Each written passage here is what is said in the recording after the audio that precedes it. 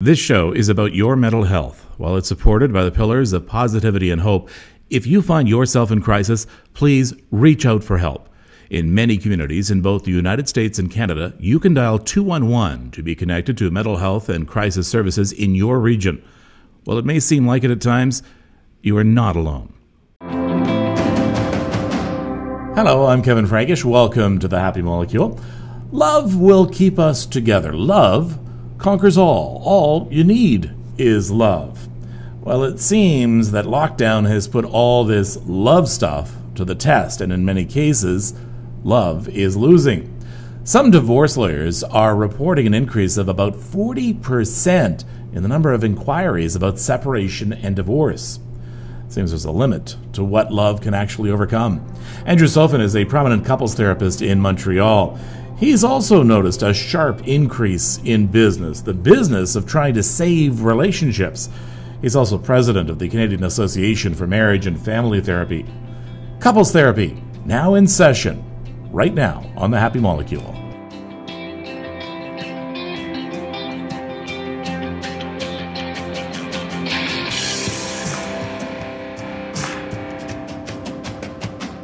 Andrew, what is going on right now? All of a sudden, we're getting back to near normal, and now people want to break up.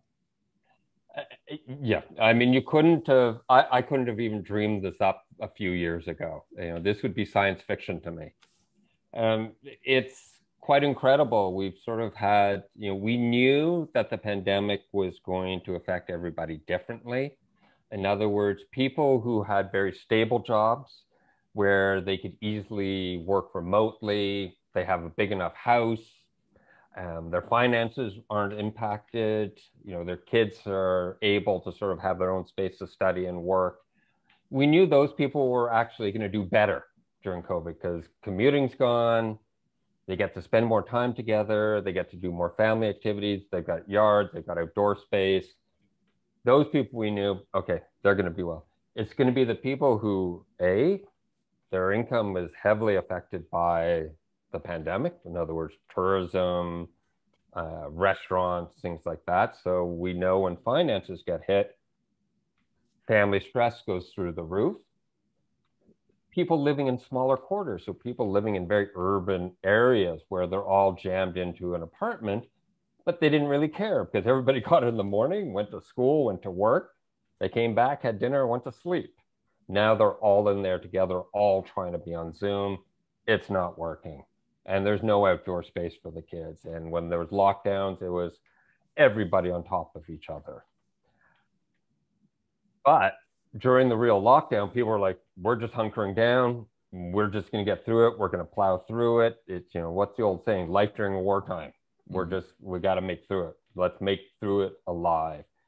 Now that things are finally lifting, now that we've got the vaccines and people are double vaccinated and they're changing the restrictions and people can go out, kids can join soccer, they can do things.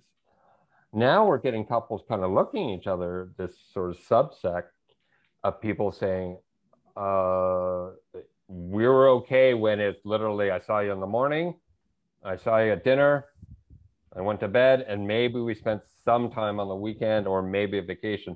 But the 24/7, we are not working well together. And because it's been so long, they've gotten to the point of where they're even feeling, can we repair this? And that's when they're calling me. They're reaching out to me. And it's the phone's, the old saying, the phone's ringing off the hook, or the emails just keep flooding in.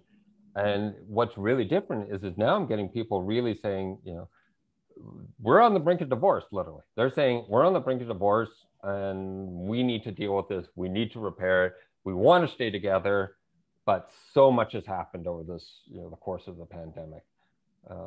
I mean, most of those people are wanting to do my intensive couples retreats where, I go away for a week and work with them like at Club Med or, the south of Italy.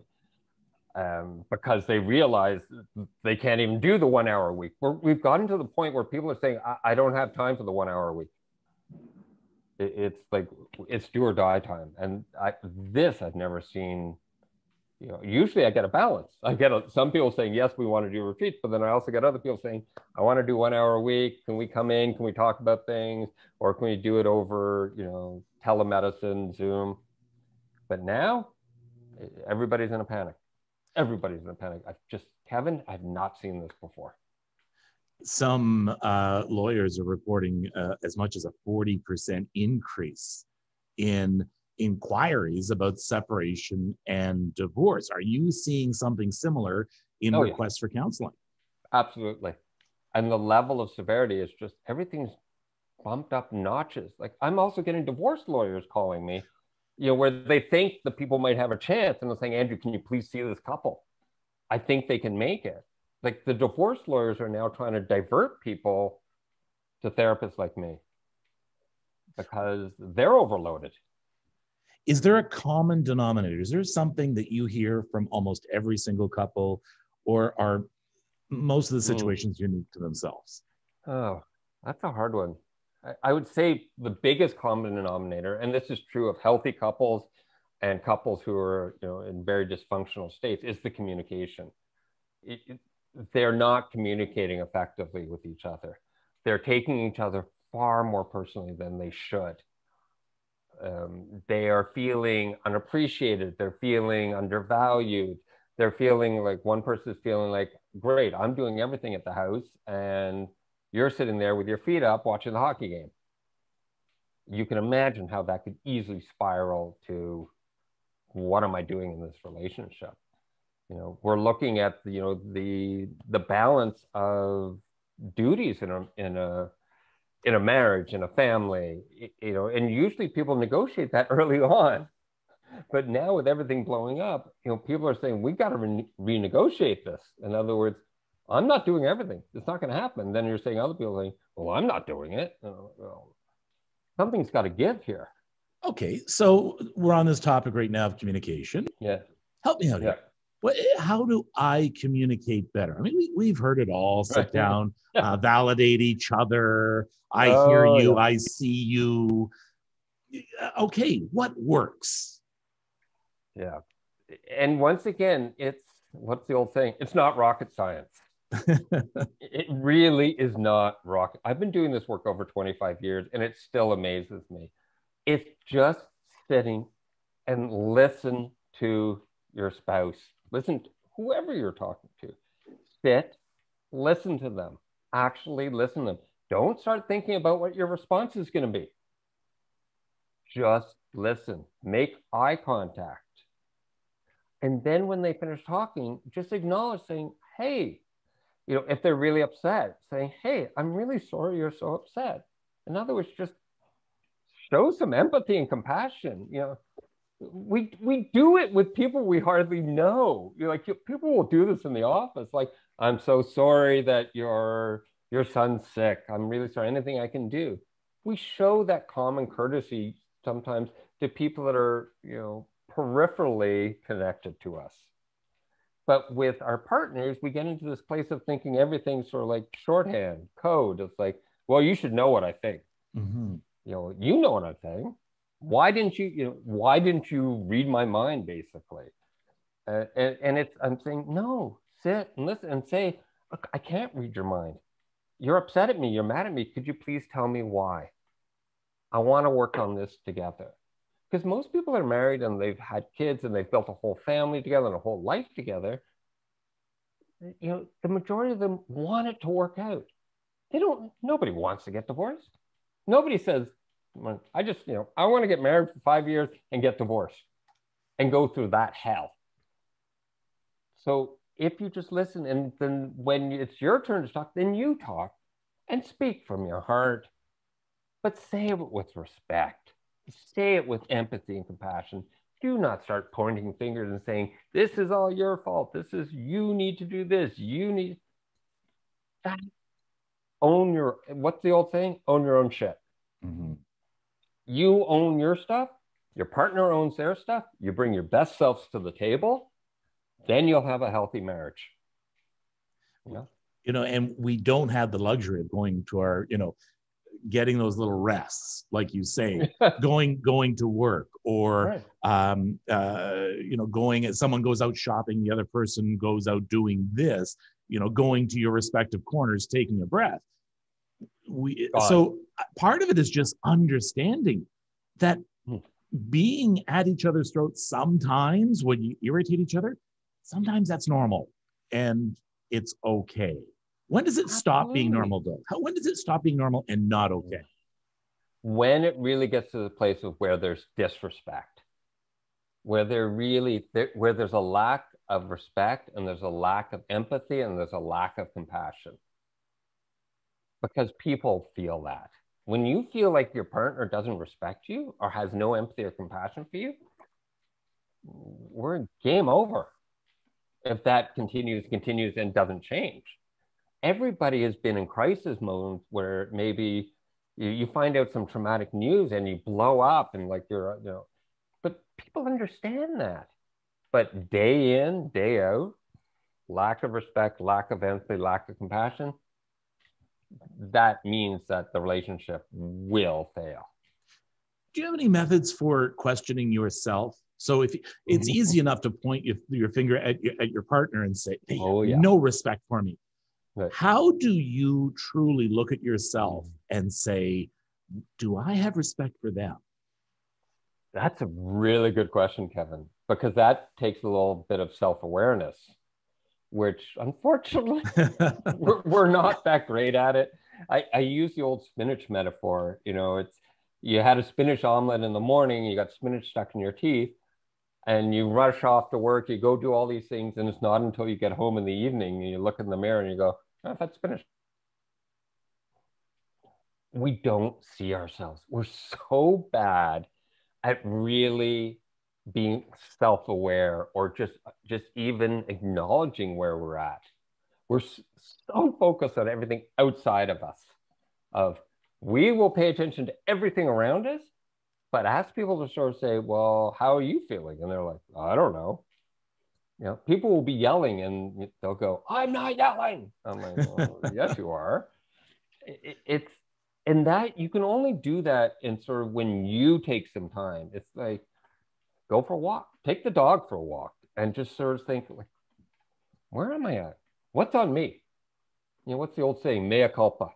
Mm-hmm. What's my responsibility? What's my role in this? That is one of the only ways that can, and I've had people who really were like, "I don't own anything," especially, I call them the type A CEO types, where they're like, "I'm perfect because I make millions of dollars." And I'm like, well, that doesn't make you perfect. It makes you made a lot of money. Yeah. I always go, I want you to turn around and say, what's my role and what's going wrong right now? What am I doing? Is there something I can do differently? And it's not a blame thing.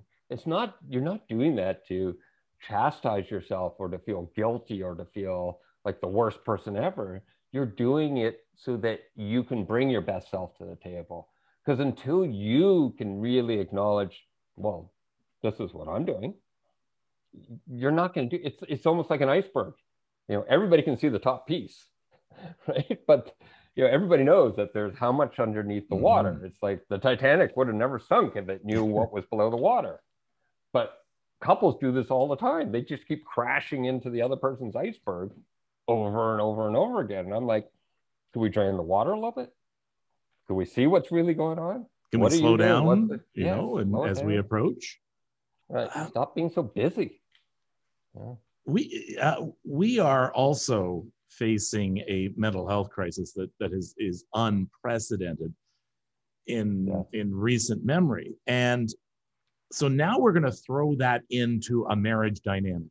So either one partner or both partners are maybe for the first time showing signs of depression and anxiety.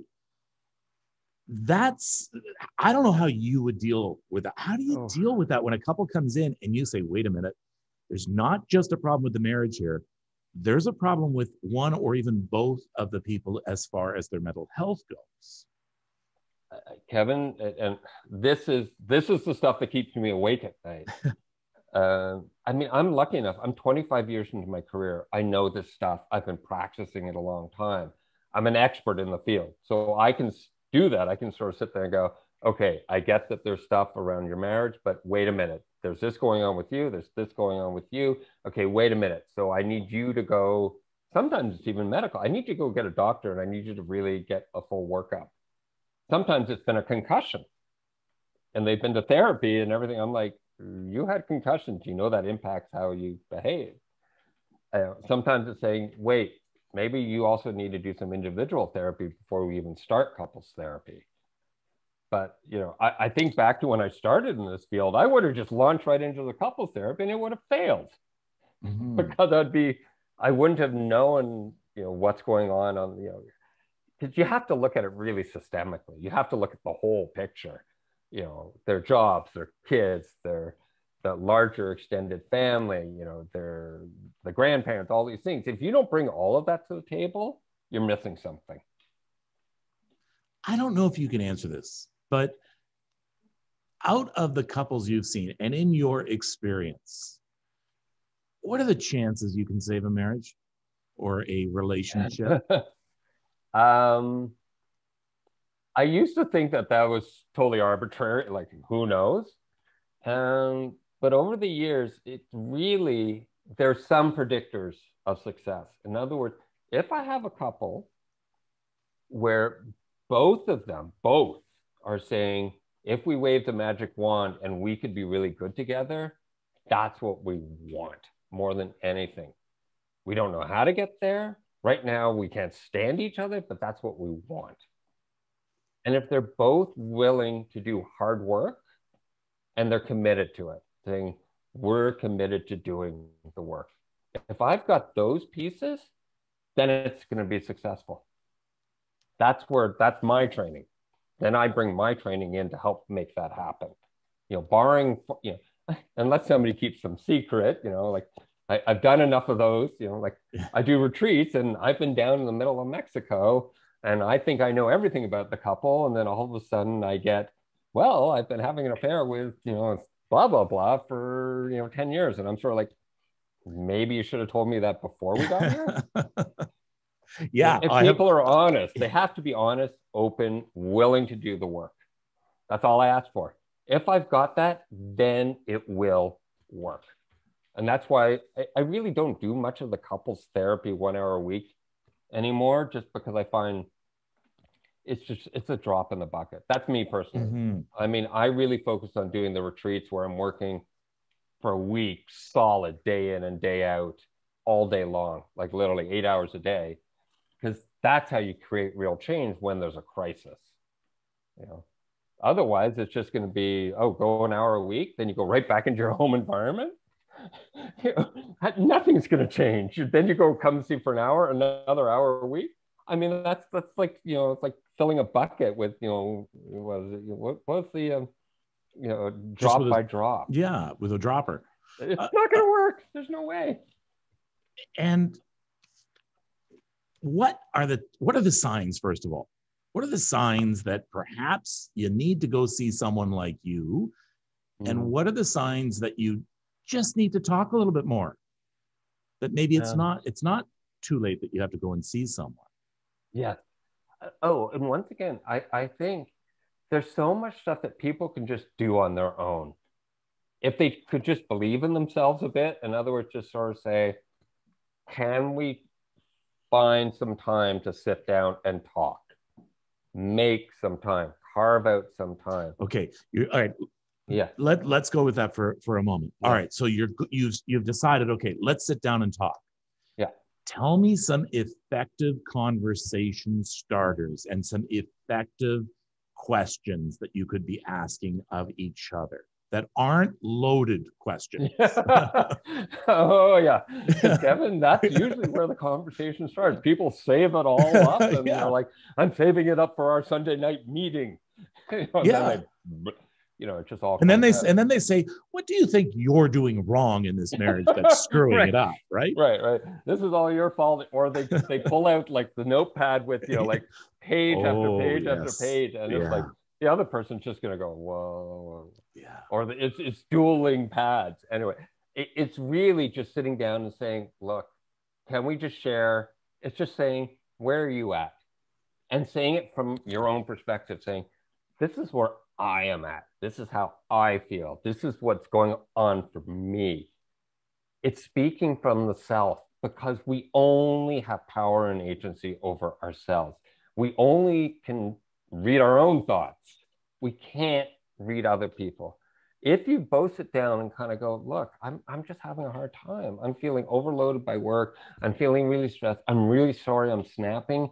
It's not you. It's just I can't deal with another Zoom meeting. You know, then if they really speak from the self, you will naturally get into a conversation where you're really sharing with each other, and you can have some empathy and compassion and some context.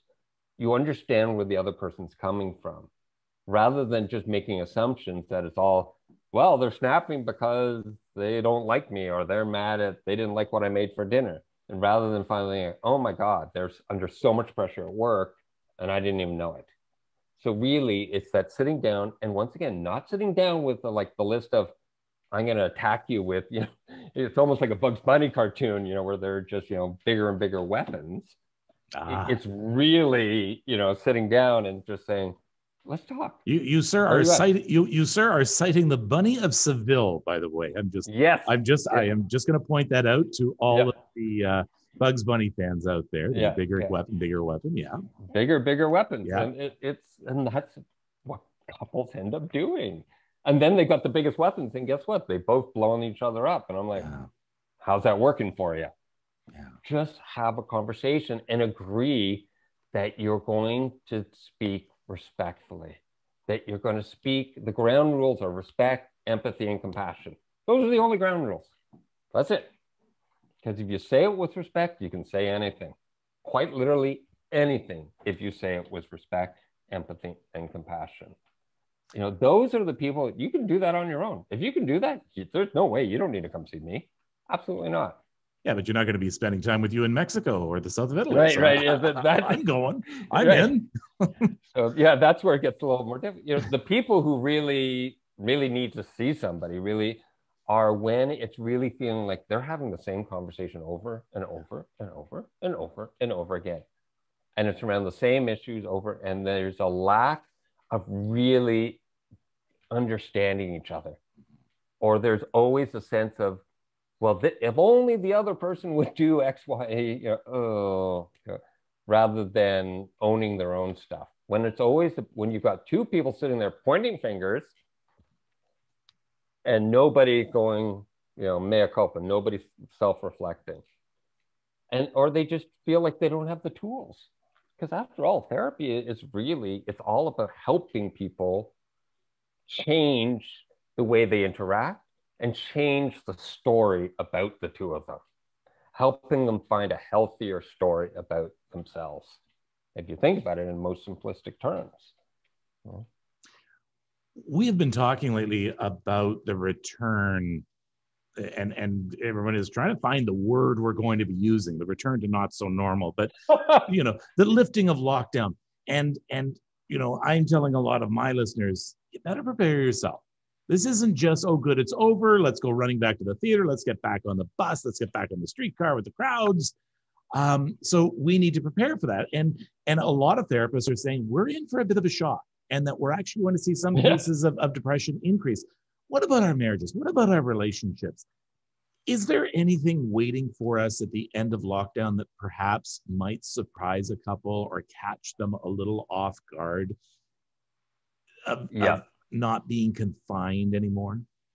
Yes, I think many people have got this sort of, what is it, like that sort of pot of gold at the end of the rainbow idea about the end of lockdown. In other words, it's all going to be done. Everything's going to be great. We're going to go. We're going to travel. Everything's going to be perfect. And all of the problems will magically disappear. I get it. I mean, that's how people have gotten through COVID, sort of saying it'll be over one day. The light at the end of the proverbial tunnel. And I think people are going to realize that not much changes. In other words, you still have your issues. You still have whatever's going on. The stuff that was there, whatever was there prior to the pandemic, is still going to be there after. And that's where I think we're going to have a lot of people. It's a bit of a rude awakening. They think it's just going to magically disappear. Or somehow, oh, when we're both going back to the office and we don't see each other for 8 hours a day, it'll all be great. Well, no, you still went through how many months of being in each other's face? You've built up this dysfunction that doesn't magically disappear when you go to the office. So that's where we're going to see even bigger, sort of spikes in requests for therapy, for couples therapy. What about our kids? Should Yeah. we stay together for them? I We don't love argue, that phrase. we don't argue in front of them. We have to do this for the kids. And you know what? And when You they don't go know how off to much I hate that. university, Yeah. we'll work it out then. Oh, you don't. That is one of probably my biggest pet peeves in all my years of therapy, because quite frankly, it's utter nonsense. In other words, just staying together for the kids. We're doing it for them. Because guess what? The kid, and I've got two teenage daughters, and guess what? They can read you. It's not what you say. They can read your face. They can read your body language. Because don't forget, in their first years, they didn't come out and sort of start having a conversation with you.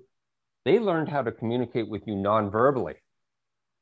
Very good point. That goes through their whole lives. Yeah. Kids can read their parents non-verbally better than anybody. Kids can usually tell when a parent's upset faster than the parent can tell they're upset.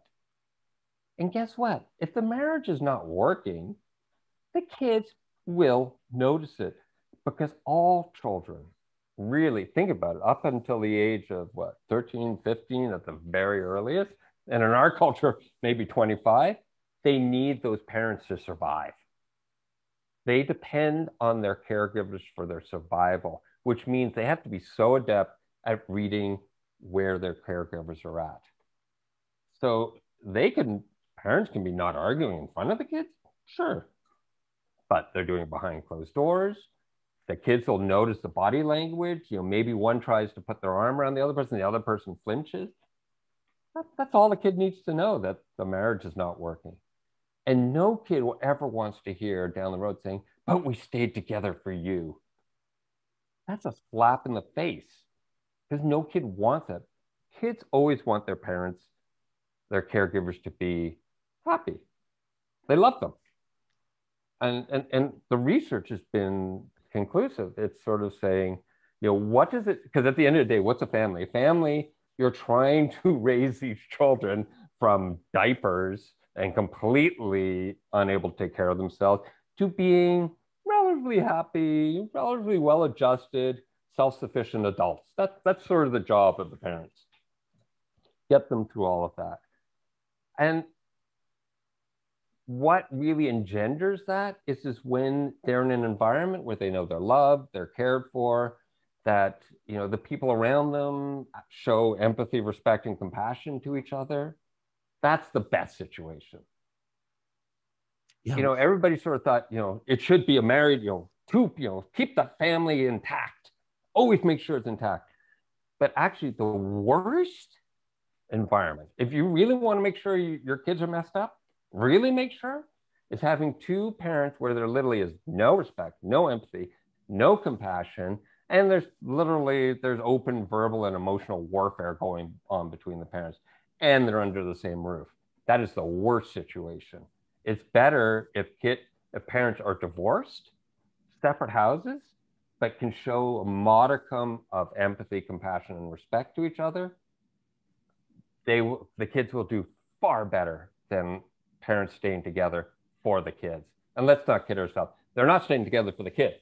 They're staying together because they're terrified to do the work of either divorcing or sorting things out, or actually, getting their act together and really doing the work to repair the relationship. Everybody can repair if they want to really do the hard work. It's interesting, the words you just used.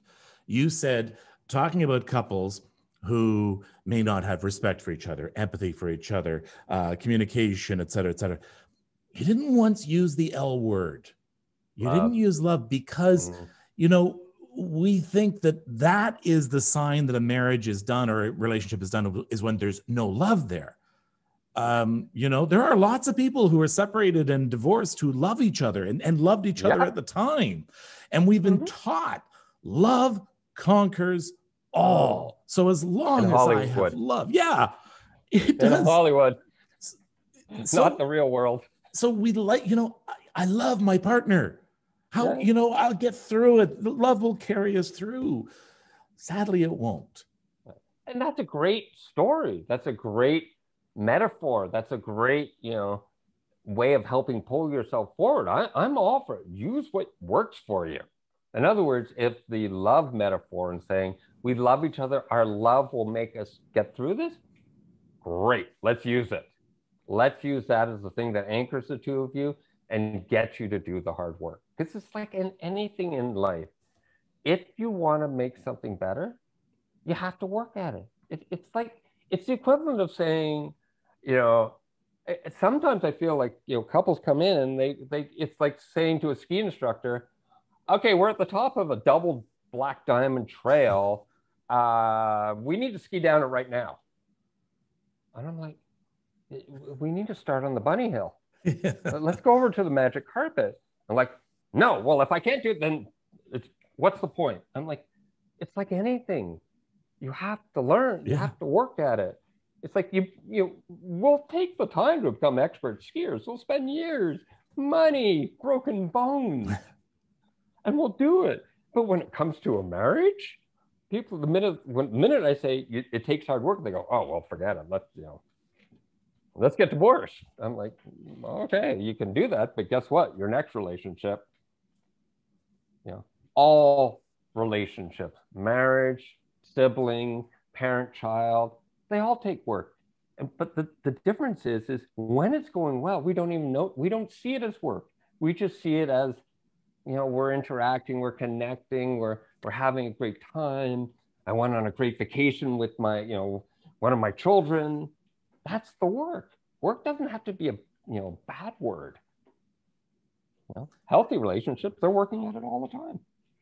And no matter what work has to be done, no matter what you're going to do, no matter what questions you're going to be asking with each other, the very first step for everyone is that awkward moment of saying, I think we may have a problem.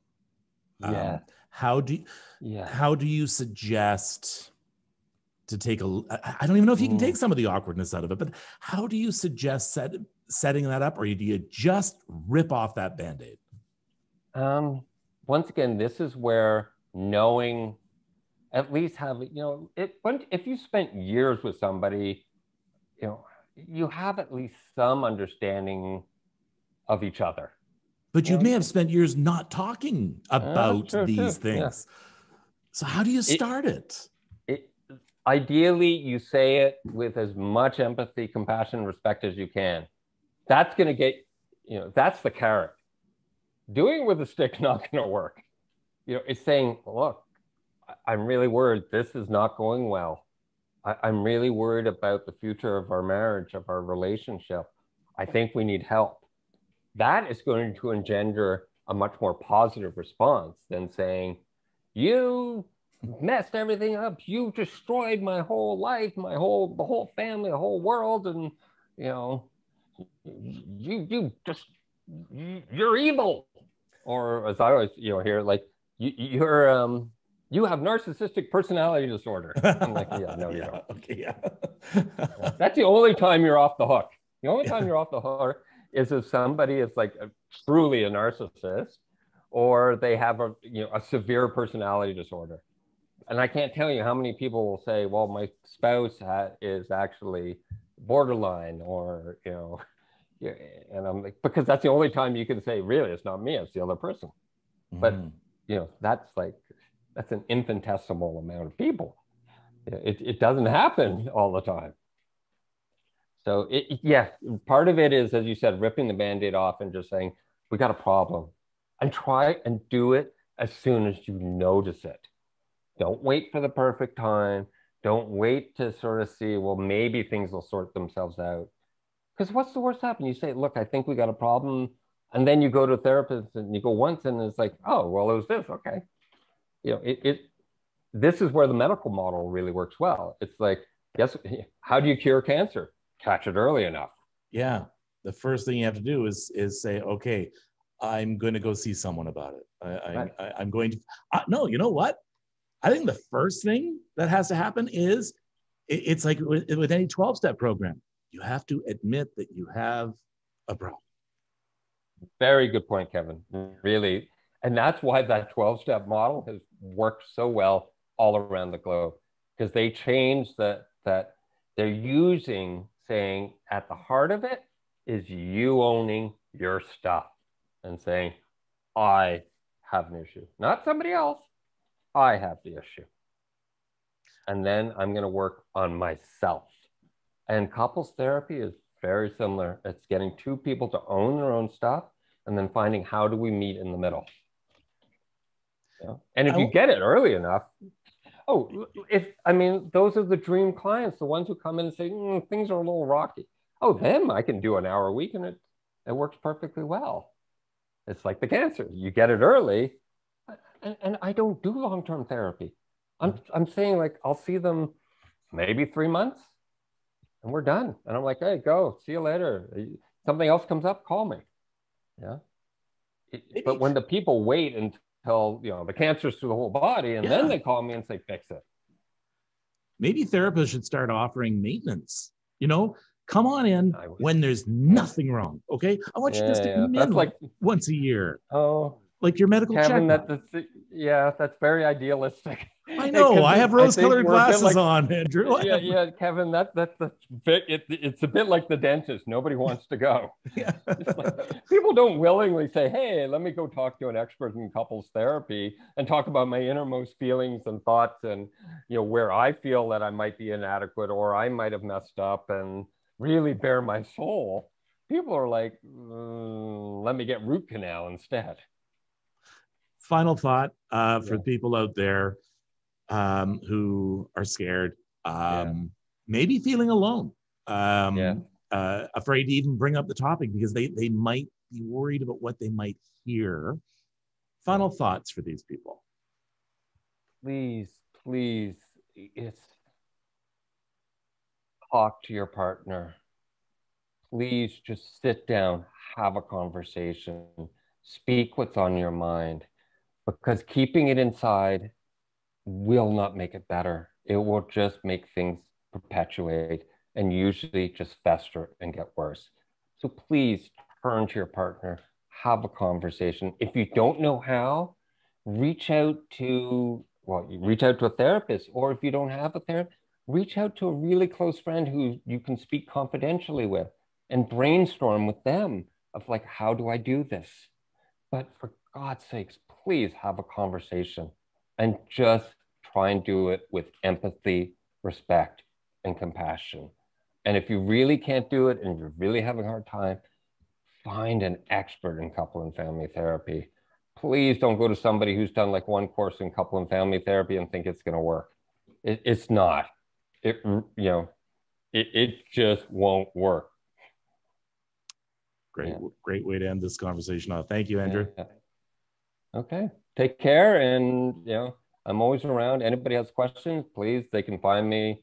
Just Google me, Andrew Sofin, Sofin. Sofin, andrewsofin.com. I'm going to put all that information on the website.